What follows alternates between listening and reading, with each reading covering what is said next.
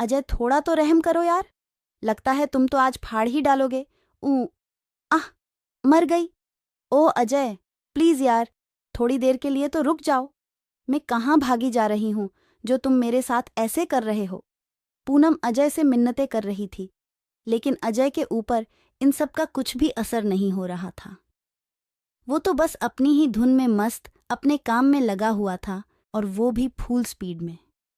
अब पूनम को भी समझ आ चुका था कि अजय जब तक उसका काम नहीं हो जाता रुकने वाला नहीं है। अब पूनम को भी स्वर्ग का आनंद मिलना शुरू हो गया था, इसलिए पूनम भी अब अजय का साथ देने लगी थी, और वो अजय को बालों को अपने हाथों से धीरे धीरे सहलाने लगी। अजय को लगा कि अब उसका काम कहीं बीच में ही खराब ना हो जाए, इसलिए वो थोड़ा रुक गया, क्योंकि उसको अपनी फुल स्पीड में अपना काम करते हुए बहुत समय हो गया था, और अब उसको लग रहा था कि शायद अब उसकी मेहनत का फल बाहर आ सकता है। इसलिए उसने अपनी मेहनत के फल को थोड़ी देर और अपनी जगह पर रोकने के लिए अपने आप को थोड़ा आराम दिया। लेकिन अब पूनम से कंट्रोल नहीं हो रहा था, इसलिए उसने अजय को पीछे धकेल दिया, और जब अजय गिर गया तो पूनम ने अपनी पगड़ी को उसके दूल्हे के सिर पर धीरे से रगड़ते हुए पूरा पहना दिया। अब दूल्हा राजा पगड़ी में समा चुका था। अजय कुछ समझ पाता या पूनम को रोक पाता, उससे पहले ही पूनम ने फुल स्पीड में अपना काम स्टार्ट कर दिया। अजय को भी अब मज़ा आने लगा था, इसलिए अजय ने पूनम के दोनों मेहमानों को प्यार करना शुरू कर दिया। लेकिन शायद अब दुल्हन की भी विदाई का समय आ चुका था, इसलिए पूनम अजीब अजीब सी आवाज़ें निकालते हुए अपनी आंखों को बंद करने लगी।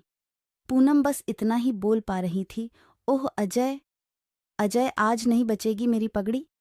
अजय, मैंने बहुत सालों से इसे बचा के रखा हुआ था, लेकिन आज तुमने इसका बुरा हाल कर दिया है। फिर कुछ पलों के लिए दोनों ने अपनी आंखें बंद कर लीं और अपनी पूरी स्पीड से एक दूसरे का साथ देते हुए अपना काम करने में लग गए। लेकिन 10 सेकंड में ही दूल्हे ने पगड़ी के अंदर उल्टी कर दी और नाराज होकर एक तरफ सिमट गया। अब पूनम भी थक चुकी थी, इसलिए उसने दूल्हे को थोड़ी देर प्यार से मनाने की कोशिश की, लेकिन जब दूल्हा नहीं माना तो उदास होकर पूनम वहां से उठकर बाथरूम में आ गई।